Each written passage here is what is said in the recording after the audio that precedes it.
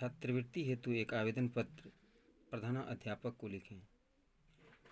किसी विद्यार्थी को छात्रवृत्ति की आवश्यकता पड़ती है तो वो अपना आवेदन पत्र प्रधानाध्यापक को कैसे लिखेंगे, तो आज मैं इसे लिख कर दिखाया हूँ।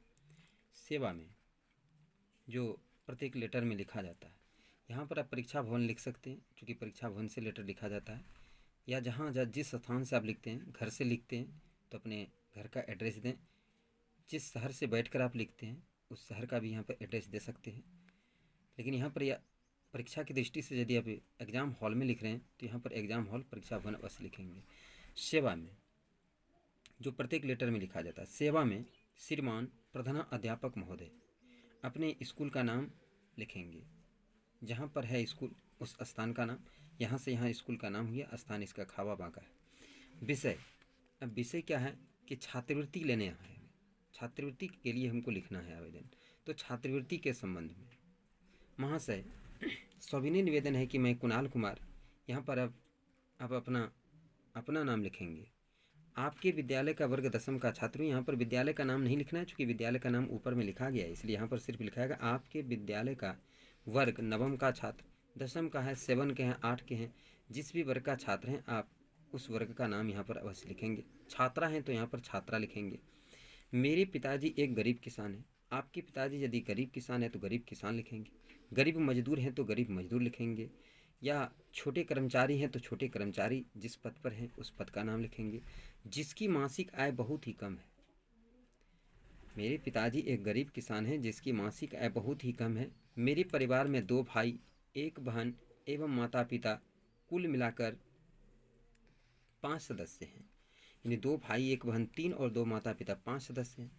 तो अतः बढ़ती महंगाई के कारण मेरे पिताजी मुझे आगे पढ़ाने के लिए असमर्थ होते जा रहे हैं।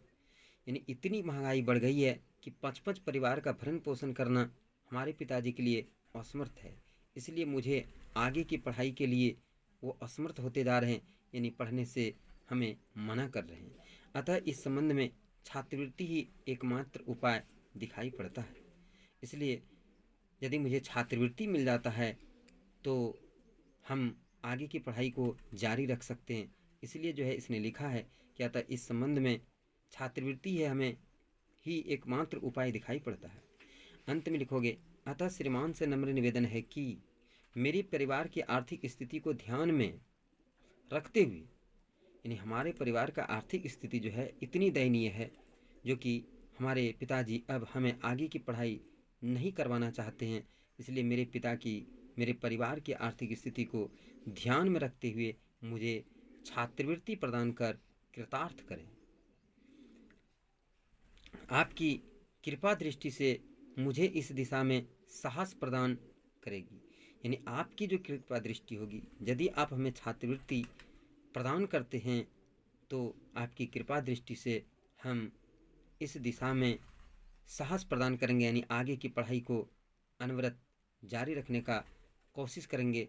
यदि छात्रवृत्ति आप प्रदान नहीं करते हैं तो मैं आगे की पढ़ाई नहीं कर पाऊँगा। उसके बाद अंत में इस तरह से लाइन मार के लिखना है, आपका आज्ञाकारी छात्र।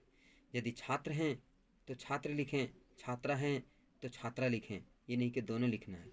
यहाँ पर अपना अपना नाम लिखें, वर्ग लिखें, रोल नंबर लिखें और इधर बाएं साइड में डेट लिखें। इस प्रकार से यह आवेदन जो है पूरी तरह से तैयार हो जाता है। और इसे बार बार अभ्यास करें, देखें और इसी टाइप से अन्य लेटर को भी लिखने का अभ्यास करें, ताकि परीक्षा में हुबहू सही शुद्ध लिखकर 5 में 5 नंबर आप प्राप्त कर सकते हैं, पूरी में पूरी नंबर आप प्राप्त कर सकते हैं।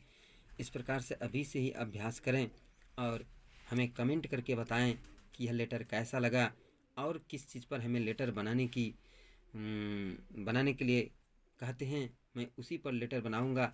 कहाँ पर परेशानी होती है, इन सारे बातों का कमेंट में जिक्र करें, ताकि मुझे भी पता चले कि हाँ हम गलत लिख रहे हैं या सही लिख रहे हैं, बच्चे को समझ में आ रहा है या बच्चे को समझ में नहीं आ रहा है।